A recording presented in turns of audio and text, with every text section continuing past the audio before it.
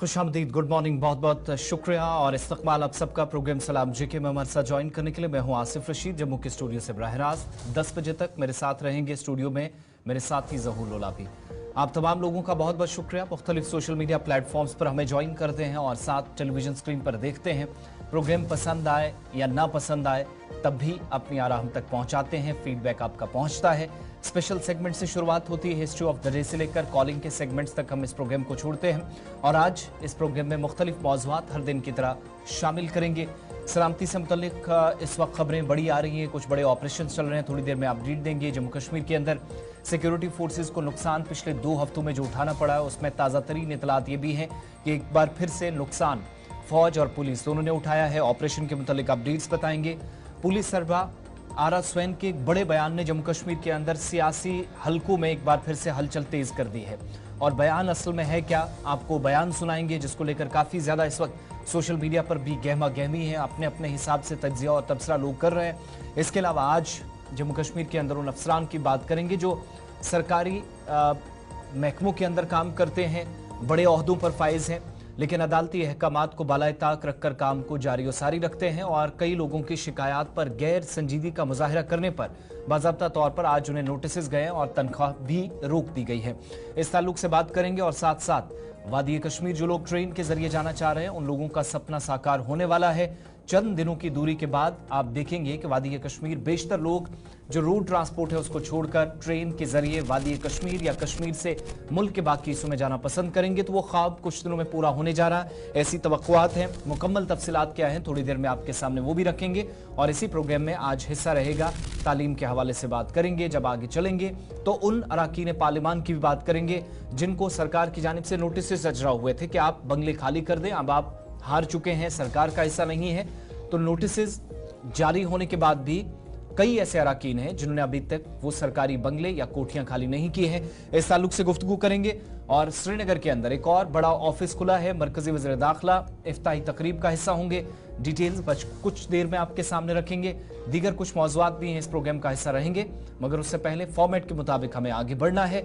7वां महीना अंग्रेजी कैलेंडर के मुताबिक साल 2024 का आज 16 जुलाई को हिस्ट्री ऑफ द डे में खास क्या है हिंदुस्तान और आलमी तारीख में, सबसे पहले वो आप तक पहुंचाएंगे मेरे साथी ज़हूर और उसके बाद एक एक करके हम आज के मौज़ूआत की तरफ कदम बढ़ाएंगे। बहुत शुक्रिया आसिफ। तो नाज़रीन, प्रोग्राम की शुरुआत ताई फॉर्मेट के हिसाब से हिस्ट्री ऑफ द डे के साथ करेंगे कि माजी में आज का दिन की क्या अहमियत है। आज 16 जुलाई है साल 2024। हम माजी में आज के दिन क्या कुछ हुआ है, मुल्की और आलमी सतह की चंद अहम वाक़ात है वो एक एक करके आपके सामने रखेंगे। और आपको बता दें कि आज के दिन 16 जुलाई 1856 में हिंदू बेवाओं की दोबारा शादी को बाज़ाब्ता मंजूरी मिली थी, ये मंजूर हुआ था ये कानून। और आज के दिन 1981 में हिंदुस्तान ने एटमी तजुर्बा किया, इसकी शुरुआत भी आज के दिन हुई थी 1981 में।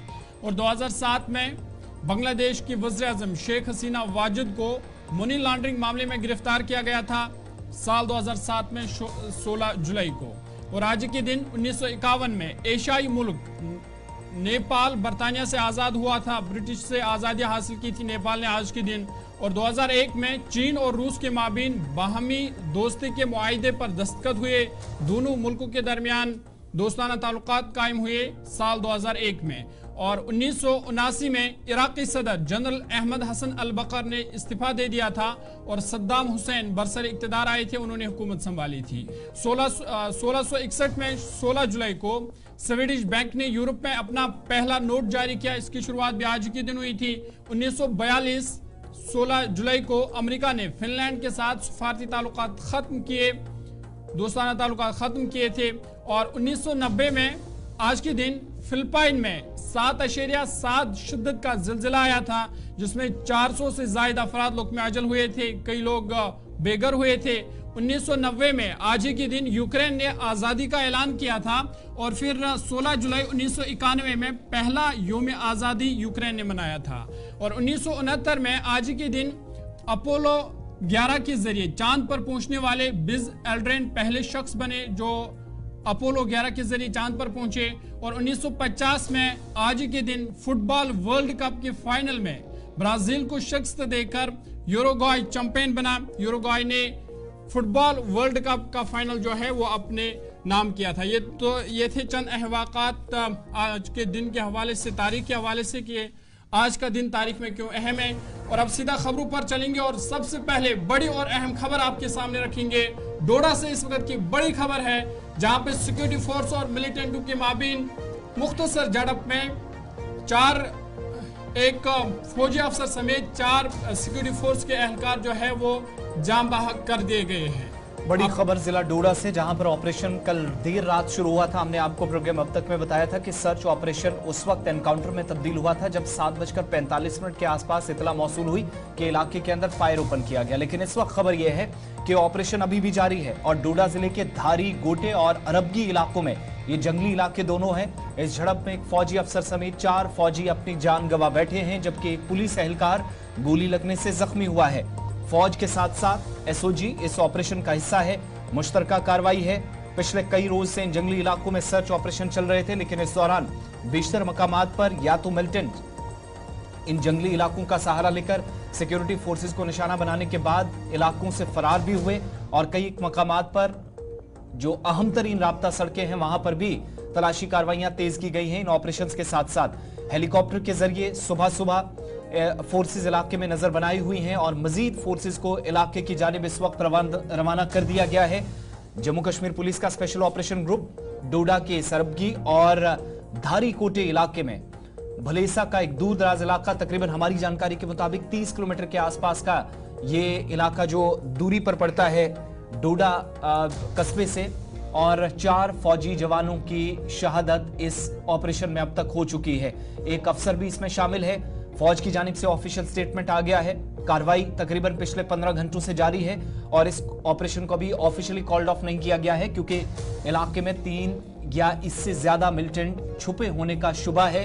कार्रवाई को मजीद वसी कर दिया गया है। फोर्सेस मजीद इलाके में बुलाई गई हैं और ये तस्वीरें अलल सुबह जब जो डोडा जम्मू हाईवे है उस पर जम्मू कश्मीर पुलिस, फौज, सीआरपीएफ की जानिब से जगह जगह नाकेबंदी करके तमाम आने जाने वालों की चेकिंग की जा रही है। गाड़ियों पर करीबी नजर रखी जा रही है और इस सड़क से तकरीबन 50 से 60 किलोमीटर की दूरी पर यह ऑपरेशन इस वक्त चल रहा है। एक्सक्लूसिव विजुअल्स, बख्तरबंद गाड़ियां, फौजी गाड़ियां और जरूरत पड़ने पर आर्मी कमांड व्हीकल भी इलाके के अंदर तैनात की जा सकती है। इस तरह की इतलात हैं और इस जंगली इलाके के अंदर जहां पर यह खबरें हैं कि ये ढोक के तौर पर चंद लोग इस्तेमाल करते हैं जो मकामी आबादी है निचले इलाकों से, गर्मा के दौरान इन ऊपरी इलाकों में माल मवेशी के साथ जाते हैं। लेकिन इसी इलाके को मिलिटेंटों ने एक बार फिर से चुना और इन एरियाज के अंदर ये जो तस्वीरें आप देख रहे हैं, फौज इस वक्त मजीद टुकड़ियां तैनात करके इस ऑपरेशन को वसी कर रही है। हेलीकॉप्टर का सहारा लिया जा रहा है, ड्रोन के जरिए इलाके पर नजर रखी जा रही है। इस तरह की इतलात है। पिछले 78 दिनों के दौरान ये 12वां बड़ा ऑपरेशन जम्मू सूबे के अंदर है। 28 अप्रैल 2024 से आप शुरुआत करेंगे तो कठुआ और सांबा से इन ऑपरेशंस को होते हुए हमने देखा। कठुआ के अंदर भी जहां पर सिक्योरिटी फोर्सेस को पिछले दिनों 8 जुलाई की तारीख को निशाना बनाया गया, 11 तारीख को इसी तरीके से एक और जगह पर फायरिंग करके मिलिटेंट राह फरार इख्तियार करने में कामयाब होते हैं और भद्रवा, डोडा, रियासी, सांबा, उधमपुर और आसपास के इलाकों में यही वजह है कि मिलिटेंटों की मौजूदगी की इतलात थी, जिसके बाद इन मुसद्दका इतलात को किसी भी सूरत में ढीलापन न दिखाया जाए, इस बात को भी यकीनी बनाया गया और सर्च ऑपरेशन इस वक्त चल रहा है मुख्तलिफ इलाकों के अंदर। जबकि डोडा के इस दूर दराज इलाके में जो रात देर गए हमने आपको अपडेट किया था कि सर्च ऑपरेशन एनकाउंटर में तब्दील हुआ। 7:45 बजे का वक्त था। इस ऑपरेशन में 3 मिलिटेंट हो सकते हैं जिनने सिक्योरिटी फोर्सेस को निशाना बनाया। मुख्तलिफ मीडिया रिपोर्ट्स इस बात की तरफ इशारा कर रही हैं, लेकिन असल में सूरत हाल क्या है, जरा अपने नुमाइंदे के पास भी चलेंगे।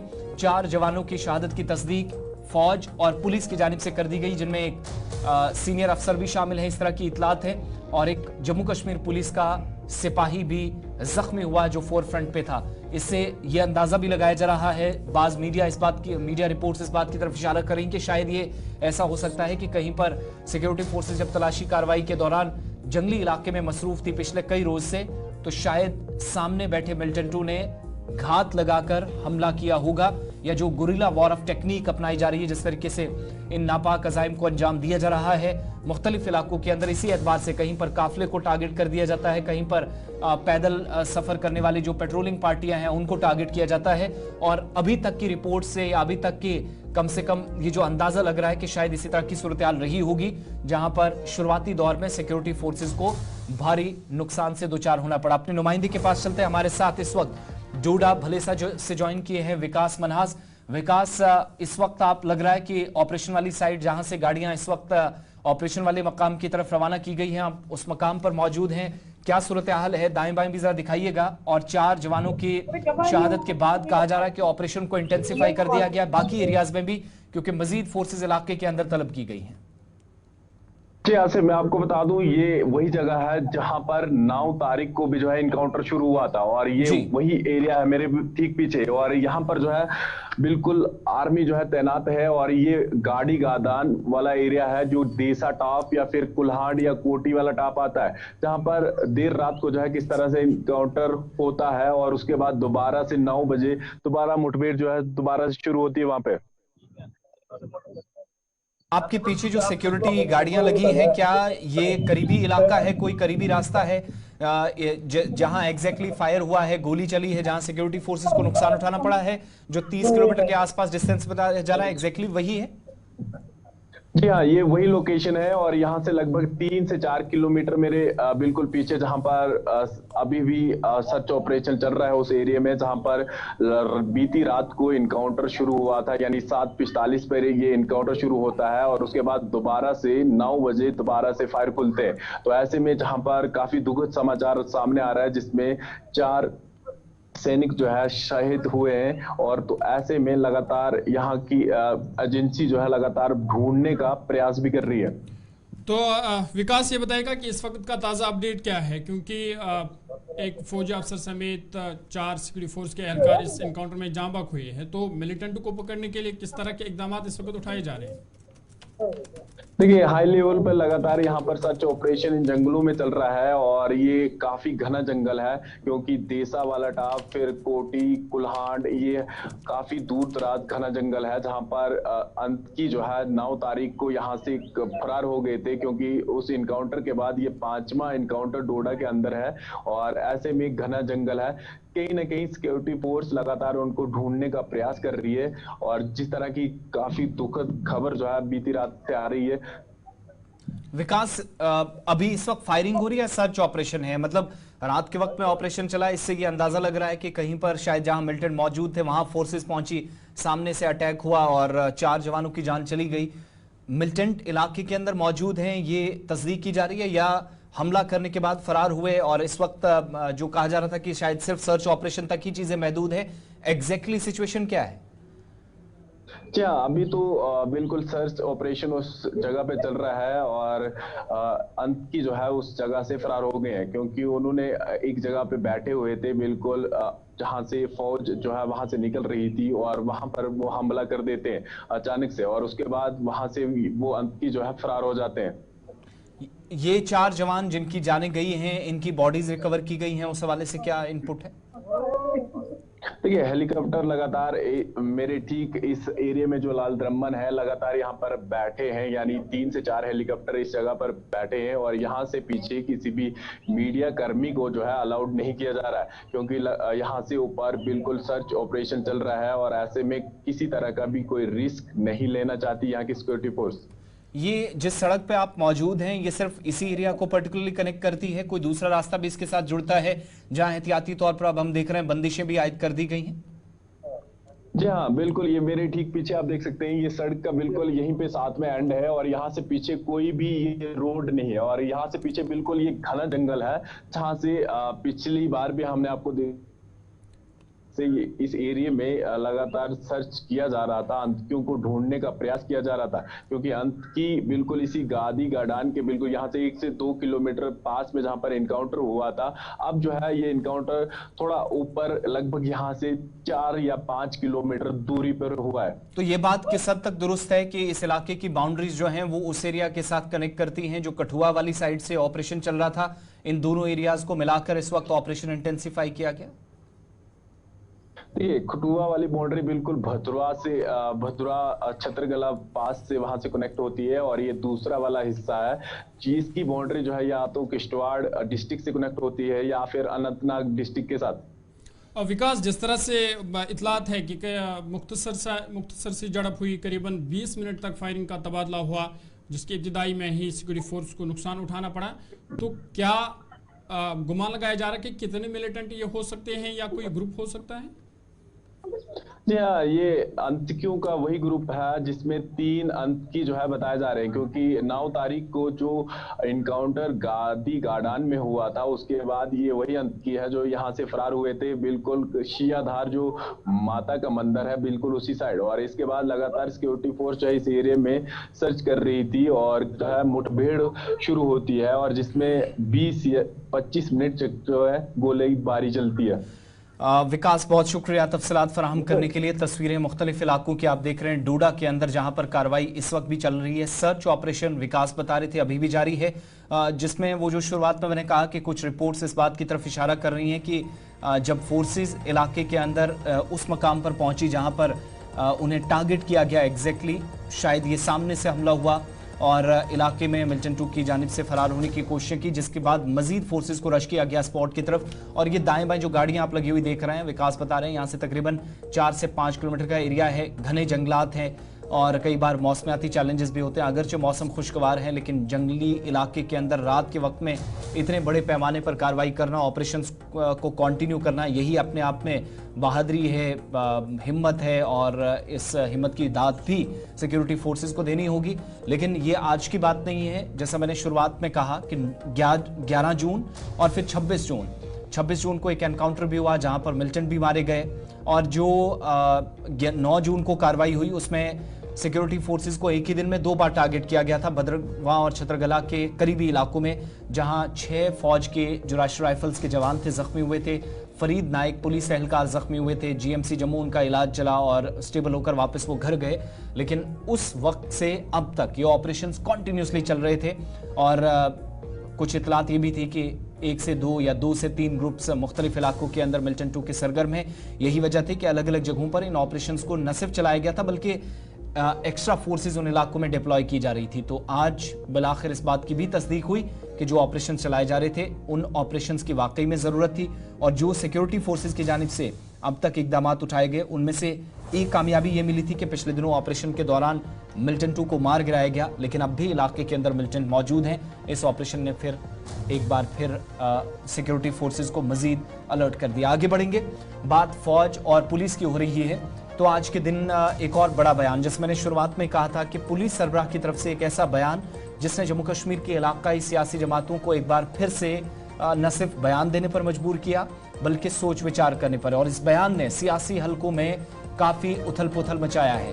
पुलिस सरबराह का सियासी जमातों पर यह बड़ा खुलासा है, जिसमें कहते हैं कि जम्मू कश्मीर में मशकूक जो दोगलापन सियासी जमातों का था और नाम नेहाद सियासी जमातों का, नाम नेहाद सिविल सोसाइटी का, उनके मुताबिक इन्हीं मेन स्ट्रीम सियासी जमातों ने मिलिटेंसी के नेटवर्क्स कायम किए। आरा स्वेन जिनने कहा कि पाकिस्तान ने इलाकाई सियासी जमातों की मदद से वादी कश्मीर या जम्मू के अंदर सिविल सोसाइटी में पुलिस सरबराह के मुताबिक दरअंदाजी की। इस बात को यकीनी बनाने में पाकिस्तान या उसके वो तमाम हामी जो वादी कश्मीर में बंदूक लाना चाह रहे थे वो कामयाब हुए, और ये सब तब मुमकिन हुआ जब मकामी सियासी जमातें भी इस चीज को फरोग देने के लिए की नीयत से काम कर रही थी। और इतना ही नहीं, डायरेक्टर जनरल ऑफ पुलिस जिन्होंने 2 चीजें 2 बार रिपीट की, एक कि कश्मीर के अंदर पाकिस्तान ने नाम नेहाद मरकजी धारे या इलाकाई सियासत की मदद से सिविल सोसाइटी के तमाम जो अहम तरीन पहलू हैं उनमें कामयाबी के साथ दरअंदाजी की।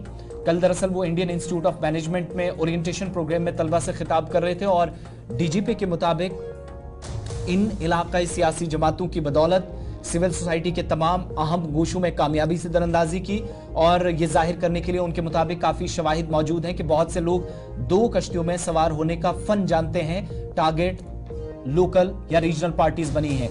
बहुत सारे लोग जो 2 कश्तियों में सवार होने का फन जानते हैं, जिसने आम आदमी और सिक्योरिटी फोर्सेस दोनों को उनके मुताबिक नुकसान पहुंचाया, खौफजदा किया, उलझन में डाल दिया, और मारे गए मिल्टन 2 के घर जाना, अवाम में इजहार हमदर्दी करना, पुलिस सरबराह के मुताबिक एक मामूल बन चुका था, जबकि मिलिटेंसी में नए भर्ती होने वाले जो नौजवान थे उनको भी एक तरह से बाहर वापस इस मुश्किल सूरत हाल से निकाला जा सकता था, लेकिन हालात इसकी इजाजत नहीं देते थे, क्योंकि हालात जानबूझकर ऐसे पैदा किए गए।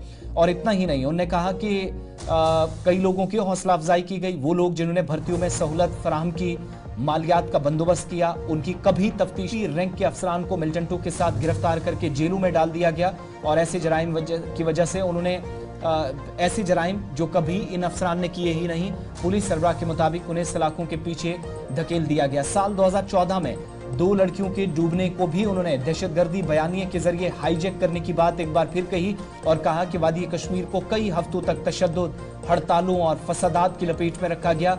सीबीआई की तरफ से बहुत सारी तफसीली तहकीकात और एम्स फॉरेंसिक से तस्दीक से साबित हुआ कि ये एक हादसा था। पुलिस सरबराह ने यह भी निशानदेही की कि मामलात इस हद तक पहुंच गई कि नाम नेहाद मरकजी धारे की सियासी जमातों ने दहशतगर्दी के नेटवर्क्स और बाज़ औक़ात बराह रास्त अपने इंतखाबी इम्कानात को आगे बढ़ाने के लिए लीडरों को तैयार करना शुरू किया। और इनके इस बयान के बाद जम्मू कश्मीर की मुख्तलिफ सियासी जमातें सोशल मीडिया साइट्स के जरिए पुलिस सरबराह के बयान पर रद्द-ए-अमल भी जाहिर कर रही हैं। लेकिन पुलिस सरबराह की जो बात, ये मशकूक दोगलापन जो हमने आपके सामने उर्दू में पूरी बात रखी है, उनका ये बयान अंग्रेजी में था। मेन स्ट्रीम इलाकाई सियासी जमातों पर संगीन किस्म का इल्जाम रियासत के पुलिस सरबराह की तरफ से आज दिया गया, वो पहले आपको सुनाते हैं और इसके बाद मजीद गुफ्तगू करेंगे।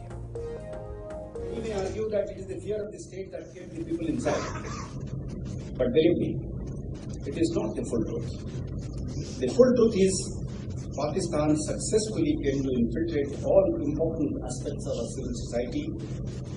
Thanks to the regional so-called mainstream politics in Delhi, there is overwhelming evidence to show that many had honed the art of running with the hare and hunting with the hound to a near science that left both the common men and the security men bewildered, frightened and confused. Visiting homes of killed terrorists and expressing sympathy in public became the new normal. While elimination of new recruits to terrorism was allowed and tacitly encouraged, those who facilitated the recruitment, arranged finances, were never investigated. And it was forbidden to even go near Jamaat-e-Islami that provided the religious and ideological justification to the perfidies of the terrorists and the Bari.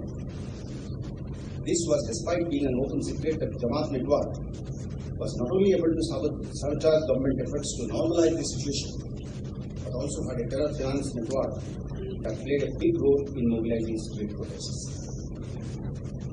It was blasphemous to even think of countering these, who vilified everything about the Indian state and its armed forces as part of a deliberate and systematic creation and propagation of false narratives based on half-truths, out of context presentation of facts, malicious and selective looting, and amplification and outright falsehoods. SP ranking officers were thrown behind bars and put alongside terrorists in jails for crimes they never committed.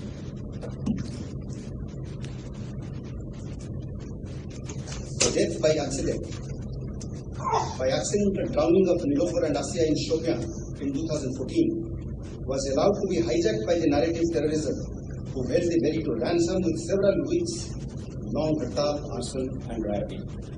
A very deep and detailed investigation by CBI, backed by forensics of the All India Institute of Medical Sciences, proved it beyond any shade of doubt that it was outright false.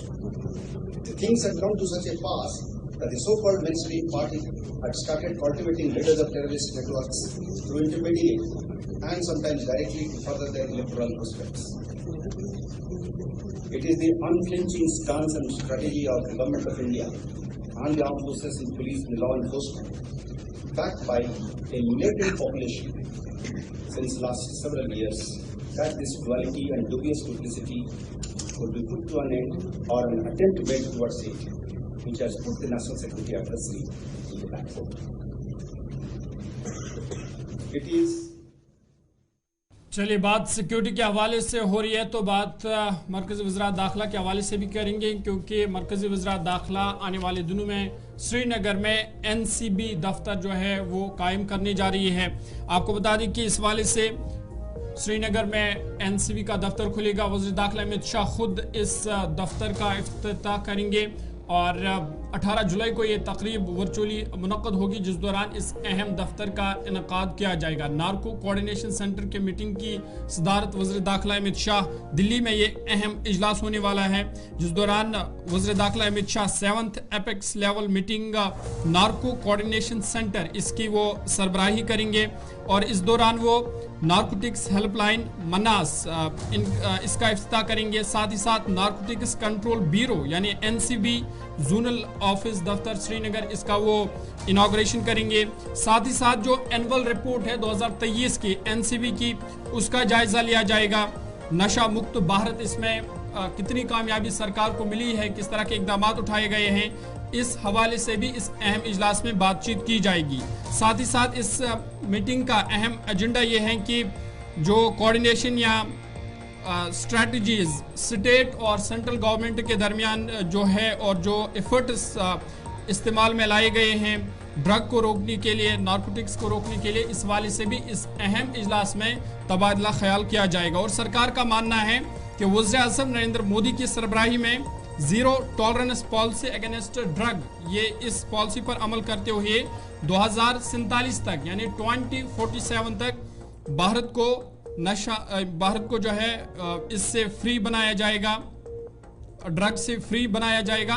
और इस वाले से 3 point strategy है उस पर अमल किया जा रहा है। एक तो ये जो इंस्टीट्यूशन इसमें काम कर रहे हैं इनको मजीद मजबूत किया जा रहा है। साथ ही साथ जो नार्को एजेंसीज में जो पब्लिक अवेयरनेस कैंपेन है वो चलाई जा रही है। साथ ही साथ कोऑर्डिनेशन स्टेट और सेंट्रल के बीच में इसको भी अमल में लाया जा रहा है ताकि जो 2047 तक ड्रग फ्री इंडिया का ख्वाब है ये पूरा हो जाएगा। आपको याद होगा कि NCOD जिसे हम कहते हैं इसकी शुरुआत 2016 में हुई थी और ताकि जो कोऑर्डिनेशन एक स्टेट और सेंट्रल के दरमियान बने वज़रात दाखिला की सरबराही में। साथ ही साथ जो 2019 में इसको मजीद उस टाइम मजबूत किया गया था जब इसमें 4 टायर सिस्टम जो है वो अडॉप्ट हुआ था, जिसमें एपेक्स लेवल NCOD कमेटी जिसको हेड कर रहे हैं यूनियन होम सेक्रेटरी, उसके बाद एग्जीक्यूटिव लेवल NCOD कमेटी जो कि special secretary ministry of home affairs state home affairs जो है उसकी सरबराही में चल रहे हैं। तीसरी स्टेट लेवल NCOD कमेटी जिनको चीफ सेक्रेटरी और फिर जो डिस्ट्रिक्ट लेवल NCOD कमेटी है, ये 4 कमेटीज 2019 में वजूद में आई थी ताकि इस सिस्टम को मजीद मजबूत किया जाए और जो ख्वाब है 2047 तक जो काम या जो टारगेट है कि इंडिया को ड्रग फ्री इंडिया बनाया जाए वो ख्वाब पूरा हो जाए, इस वाले से लगातार जो कोशिशें हैं वो जारी है। और इस वाले से अहम बैठक अब 18 जुलाई को होने वाली है, जिस दौरान एक तो इस हवाले से जायजा लिया जाएगा। साथ ही साथ वादी कश्मीर के लिए अहम खबर है क्योंकि श्रीनगर में इसी दिन जो NCB दफ्तर है उसका भी कयाम अमल में लाया जाएगा। चलिए 9:05 हो गए। वक्त एक छोटे से ब्रेक का है। ब्रेक के उस पार दीगर कुछ खबरें भी आप तक पहुंचानी है। बात जम्मू की करेंगे क्योंकि आज सियासी हलचल काफी ज्यादा जम्मू के अंदर रहने वाली है और साथ साथ पुलिस सरबराह के बयान पर रद्द-ए-अमल भी आना शुरू हो गए हैं। छोटे से ब्रेक के बाद दीगर खबरें हमारे साथ रहिएगा।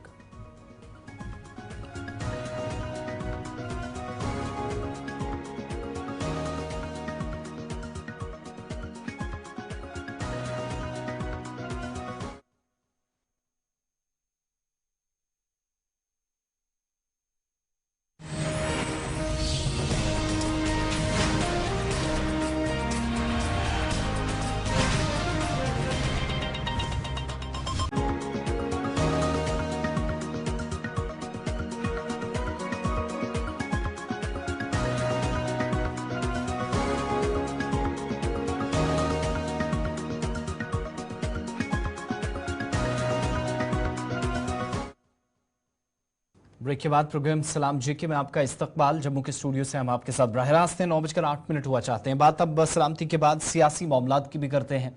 असेंबली इंतखाबात 30 सितंबर से पहले होंगे या नहीं, ये एक दूसरा सवाल है। इसका जवाब इलेक्शन हुकाम को और मरकजी हुकूमत को देना है। लेकिन जम्मू कश्मीर के अंदर सियासी जमातें सरगर्म हैं। अब से कुछ देर बाद जम्मू में एक अहम तरीन इजलास या एक तरबियती कैंप जो बीजेपी की तरफ से शुरू हो रहा है, वहीं पर अवाम के दरमियान जाकर मुहिम को मजीद तेज करने पर गौर खौज भी किया जा रहा है। और जम्मू में आज तरबियती कैंप जिसमें जी किशन रेड्डी सदारत करेंगे, थोड़ी देर बाद 10 से 5 बजे के दरमियान जम्मू में होने जा रहा है। जबकि पार्टी जराये के मुताबिक जम्मू कश्मीर के अंदर पार्टी पब्लिक आउटरीच प्रोग्राम शुरू करने जा रही है और मरकजी वजीर जी किशन रेड्डी का जम्मू दौरा आज ही है। थोड़ी देर में जम्मू पहुंचेंगे। न सिर्फ जी किशन रेड्डी बल्कि तरुण चुग जम्मू के अंदर इस मीटिंग में मौजूद रहेंगे। पार्टी की आला क़यादत रहेगी। आगे का लाहेमल आज के इस तरबियती कैंप से एक तरह से तैयार किया जाएगा। साथ साथ डॉक्टर जितेंद्र सिंह जो तीसरी मरतबा वजीर है मरकज में, वो भी यहाँ पहुंचने वाले हैं। उनकी जानिब से भी इजलास में शिरकत की जाएगी। और इतलात के मुताबिक 5 अगस्त से 14 अगस्त के दरमियान, यानी 15 अगस्त के बाद जो खबरें गर्दिश कर रही थी कि बहुत सारी चीज़ें जो है वो सामने आएंगी, यानी कि यूनियन टेरिटरी के अंदर पार्टी सरगर्मियां तेज करेंगी और डॉक्टर जितेंद्र सिंह, गुलाम अली खटाना, डॉक्टर निर्मल सिंह, कोविंदर गुप्ता, मकामी जो क़यादत है पार्टी सदर रविंदर रैना, दिल्ली के साथ मिलकर प्लान तरतीब दे रहे हैं। तो 15 के बाद हो सकता है नोटिफिकेशन सामने आ जाए, लेकिन उससे पहले पार्टी क्या करेगी वो प्लान 14 तारीख तक तरतीब दे दिया गया है। बड़ी खबर यह है कि पब्लिकली लोगों में जाकर अपने एजेंडा के मुतालिक बात होगी, पब्लिक आउटरीच प्रोग्राम होगा। और दूसरा, आज इलेक्शन इंचार्ज जम्मू कश्मीर के लिए जो मरकजी वजीर जी किशन रेड्डी को जिम्मेदारी सौंपी गई, जो कोल एंड माइंस की वजारत भी इस वक्त देखते हैं, उनका ये 1.5 हफ्ते के दौरान दूसरा दौरा होगा। असेंबली इंतखाबात कब होंगे वो दूसरी बात, लेकिन तैयारियां कैसी हैं, एक तरह से पार्टी काडर में रूह फूंकने का काम करेंगे। 47 सीटें कश्मीर सूबे में, 43 जम्मू सूबे के अंदर, जिन पर पार्टी ने तमाम तर एक्टिविटीज़ करनी है, पार्टी सरगर्मियां तेज़ करनी है। और बीजेपी के अंदर मौजूद हमारे ज़राए बताते हैं कि भारतीय जनता पार्टी के कुछ सीनियर लीडर्स भी हैं, वो 5 अगस्त से 14 अगस्त के दरमियान जम्मू कश्मीर में पहुंचेंगे। तो 5 अगस्त आप जानते भी हैं 6 बरस पूरे हो जाएंगे, 5 बरस पूरे हो जाएंगे यूनियन टेरिटरी बने हुए। और 5 अगस्त 2019 के फैसले के बाद तो उसी दौरान वक्त चुना गया और 500 के आसपास पार्टी लीडर, जिनमें एमपीज हैं, फॉर्मर मिनिस्टर्स हैं, लेजिस्लेटर्स हैं, ऑफिस बेरर्स हैं, डिस्ट्रिक्ट डेवलपमेंट काउंसिल के चेयरपर्सन्स हैं, मेंबर्स हैं, फॉर्मर जो बीडीसी चेयरपर्सन हैं, जिला सदूर हैं, इंचार्ज हैं, मोर्चा प्रेसिडेंट्स हैं। खबर यह है कि उन तमाम लोगों को जी किशन रेड्डी जो है वो आज खिताब भी करने वाले हैं। आज ये जो एक तरह से चिंतन शिविर आपको कह लीजिए या प्रशिक्षण शिविर कह लीजिए, लेकिन आगे का प्लान भी आज तरतीब दिया जाएगा। शिल्पा शर्मा के पास चलते हैं। शिल्पा, जम्मू के अंदर 2 तरह की एक्टिविटीज, एक पार्टी कार्डर, एक बड़ा इंपॉर्टेंट प्रोग्राम शुरू करने जा रही है, पब्लिक आउटरीच प्रोग्राम, लेकिन उससे पहले आज दिन भर की सरगर्मियां क्या हैं, आज की जो एक्टिविटीज पार्टी की वो भी बताइएगा, क्योंकि इतला है 500 प्लस लोग जिनमें पार्टी इंचार्ज हैं, प्रेसिडेंट हैं, जो अलग अलग जगहों से ऑफिस बेरर्स आएंगे, उन तमाम लोगों को भी एड्रेस किया जाएगा। और जम्मू के अंदर तमाम तैयारियां मुकम्मल कर ली गई आज के फंक्शन के लिए। जी किशन रेड्डी जहां पहुंच रहे हैं।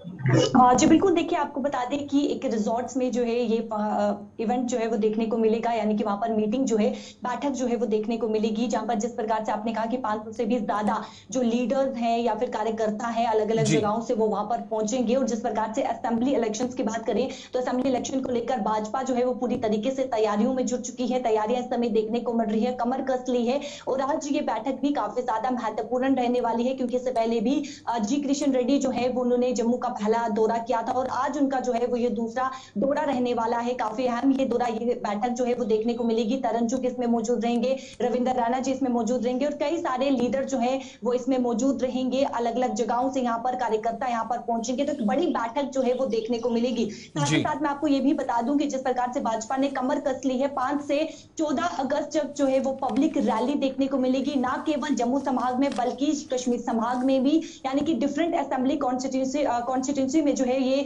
पब्लिक रैलीज की जाएगी। यूनियन मिनिस्टर ये पब्लिक रैली करेंगे, आम जनता को संबोधित करेंगे, आम जनता से इंटरेक्शन करेंगे, जो विकास प्रगति हुई है उसके बारे में जो है वो आम जनता को बताएंगे। और इस समय आपको बता दें कि जिस प्रकार से असेंबली इलेक्शन को जो है वो कुछ ही समय रह गया है, तो पूरी तरीके से भाजपा तैयारियों में जुट चुकी है और उन जगहों पर, जम्मू रीजन के उन जगहों पर, उन इलाकों में फोकस किया जाएगा जहां पर लोकसभा चुनाव में उनका कम प्रदर्शन रहा है। तो इस समय कुल मिलाकर अगर हम बात करें तो देखिए ये जे किशन रेड्डी का ये दूसरा दौरा है, तो काफी अहम ये बैठक आज रहने वाली है। करीबन 10 बजे से ये बैठक जो है वो शुरू होने वाली है। तो कहीं ना कहीं किस प्रकार से जो है वो रणनीति तैयार करनी है, मैदानी जो वो इलाके हैं जहां पर कम प्रदर्शन हुआ है वहां पर किस प्रकार से अपनी अच्छा, इस दौरान एक चीज और भी हमारी जानकारी है, पार्टी सूत्र बता रहे हैं कि वो है कैंडिडेट्स कौन से रहेंगे, किन इलाकों में क्या करना है, उसको लेकर भी रणनीति आज एक तरह से तैयार की जा रही है। और शायद चर्चा पार्टी लीडरान के साथ जे किशन रेड्डी यहां पर वो भी कर सकते हैं, क्या युवाओं के साथ जाए या वो पुराने चेहरे 2014 में 25 सीटें लेकर पार्टी के लिए आए थे उन्हीं पर ज्यादा फोकस होगा, तवज्जो ज्यादा किस तरफ है? देखिए, फिलहाल इसकी रिलेटेड जानकारी की बात करें तो फिलहाल सूत्रों के हवाले से भी कोई जानकारी जो है वो सामने नहीं है, लेकिन कहीं ना कहीं हो सकता है कि युवाओं को जो है वो आगे भेजा जा सके, या फिर हो सकता है कि उन जो पुराने चेहरे हैं उन्हें आगे भेजा जा सके। क्योंकि देखिए 5 से 14 अगस्त काफी ज्यादा महत्वपूर्ण रहने वाला है, और ये भी जानकारी सूत्रों के हवाले से जानकारी सामने आ रही है कि कई सारे सीनियर लीडर जो है वो जम्मू कश्मीर का दौरा करेंगे। तो फिलहाल इस बैठक में जो है वो पूरी तरीके से चर्चा की जाएगी कि 5 से 14 अगस्त तक किन युवाओं को आगे भेजा जा सके या फिर उन चेहरों को भेजा जा सके, यानी कि आम जनता के सामने वो चेहरा पेश किया जा सके, आम जनता जिन्हें स्वीकारे, आम जनता जो है वो जिन्हें वेलकम कर सके। तो उस 5 से 14 अगस्त जो पब्लिक रैली रहने वाली है उसको लेकर भी ये तैयारी की जा रही है कि ज्यादा से ज्यादा लोग जो है जिन इलाकों में जो है वो रैली की जाएगी तो उन इलाकों में ज्यादा से ज्यादा लोग वहां पर पहुंचे, ताकि जो भाजपा के लीडर वहां पर यानी यूनियन मिनिस्टर जो वहां पर रैली संबोधित करेंगे तो उन्हें ज्यादा से ज्यादा जो है वो लोग सुने। एक चीज और भी बताइएगा, जम्मू के अंदर जो आज प्रोग्राम है, खबर है कि फॉर्मर बीडीसीज, इसके अलावा मौजूदा जो डीडीसीज हैं, डीडीसी चेयरपर्सन्स हैं, उनको भी बुलाया जा रहा है। तो ये एक तरह से ये माने कि असेंबली इलेक्शंस तो वक्त पर होंगे, ये कम से कम इशारा जो है वो इस बात से हो रहा है। तो पहले से ही पार्टियां एक्टिव मोड में, जिसके लिए बीजेपी की तरफ से भी तैयारी की जा रही है कि अलग अलग जगहों पर, ब्लॉक लेवल पर, डिस्ट्रिक्ट वाइज जब तक प्रोग्राम शुरुआत होती है तब तक कॉन्स्टिट्यूंसी वाइज अलग अलग जगहों में, हलकों में जाकर प्रोग्राम शुरू किए जाएं, ताकि वो जो एक नुकसान लोकसभा में हुआ शायद वो यहां पर भरपाई करने की कोशिश इन प्रोग्राम्स की शुरुआत के साथ ही की जा सकती है विद इन पार्टी कार्डर। जी बिल्कुल, देखिए जिस प्रकार से सुप्रीम कोर्ट ने ये ऑर्डर दिया है कि सितंबर 30 से पहले जो है वो असेंबली इलेक्शन से चुनाव जो है वो जम्मू कश्मीर में होने चाहिए। तो देखिए जिस प्रकार से आपने कहा कि डीडीसी पीडीसी को जो है वो बुलाया जा रहा है, तो कहीं ना कहीं एक रणनीति तैयार की जा रही है कि किस प्रकार से लोकसभा चुनाव में जो प्रदर्शन उनका कम रहा है उन इलाकों में, उन कॉन्स्टिट्यूंसी में जो है वो किस प्रकार से अपने आप को जो है वो उनकी पकड़ जो है वो वहां पर बन सके। तो इसलिए इस समय जो है वो 10 बजे के करीब जो बैठक होने जा रही है वो काफी ज्यादा अहम है और पूरी तरीके से एक रणनीति जो है वो तैयार की जाएगी। शिल्पा, जिस तरह से हमने देखा कि लोकसभा इंतखाबात में भारतीय जनता पार्टी ने कश्मीर से कोई उम्मीदवार खड़ा नहीं किया, लेकिन अब असेंबली चुनाव है, तो क्या इस वाले से भी बात होगी कि क्या असेंबली इंतखाबात में कश्मीर के तमाम सीटों पर उम्मीदवार खड़ा किए जाएं या किसी पार्टी को सपोर्ट किया जाए, इस वाले से भी कोई बातचीत होगी?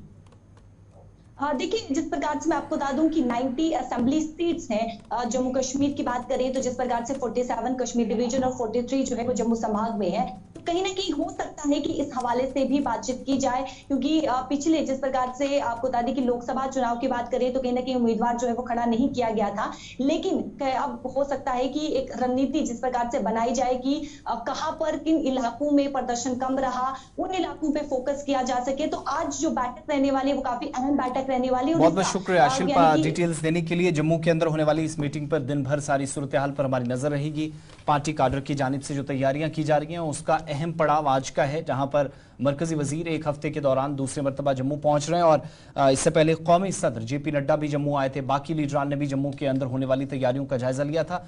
सूरत हाल असल में यह है कि तमाम लोग आकर सूरत हाल के बीच नब्ज टटोलने की कोशिश कर रहे हैं। पार्टी सदर आए, इसके अलावा कन्वीनियर्स आए, पार्टी के जो जनरल सेक्रेटरीज यहाँ पर कई दिनों से डेरा भी जमाए हुए हैं, सीनियर आरएसएस की जो लीडरशिप है वो भी जम्मू के अंदर मौजूद है। आज जो कैंप है उसमें भी इसी तरह की तरबियत का नाम तो दिया जाता है, लेकिन असल में तैयारियां वही हैं जो हम बार बार बता रहे हैं कि इंतखाबात की तरफ जो है वो जम्मू कश्मीर 10 वर्षों की तवील मुद्दत के बाद इस वक्त बढ़ रहा है। आगे बढ़ते हैं, एक अहम तरीन मकाम की बात करते हैं जहां से माहौलियात के तहफ़्फ़ुज़ को लेकर सवालात खड़े हुए थे और बाज़ाब्ता तौर पर जिम्मेदारान की एक टीम उस इलाके के अंदर ज़हूर पहुंची है और सेंट्रल कश्मीर के अंदर इन मामलात पर कंट्रोल कैसे किया जाए इस बात का संजीदा नोटिस लिया गया है। बिल्कुल, आपको बता दें कि एक टीम जो है नेशनल ग्रीन ट्रिब्यूनल ऑफिशियल्स की वो अच्छन पहुंची है, जहां पे उन्होंने लैंडफिल साइट का दौरा किया। माहौलियात के तहफ़्फ़ुज़ को यकीनी बनाने का ये मामला है जिसको लेकर एनजीटी के अहदेदारों ने अच्छन लैंडफिल साइट का उन्होंने दौरा किया और कई खदशात जाहिर किए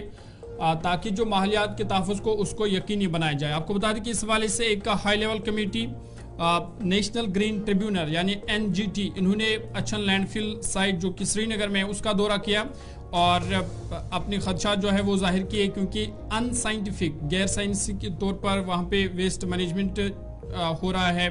और इस वाले से जो टीम है इन्होंने जो श्रीनगर म्यूनसिपल कॉरपोरेशन या वहाँ के जो लोकल लोग हैं, मुकामी लोग हैं सादपुरा अच्छन के, और जो पिटिशनर है जिन्होंने असल में ये मामला उठाया था, डॉक्टर राजा मुजफ्फर भट्ट, उन्होंने ये मामला उठाया था कि ये जो साइट है यहाँ पर इलीगल और अनसाइंटिफिक के तौर पर जो सॉलिड वेस्ट मैनेजमेंट है वो डंप किया जा रहा है, जिसको लेकर वो कोर्ट पहुंचे थे और ये जो कमेटी आई थी उन्होंने उनके साथ भी बात की है।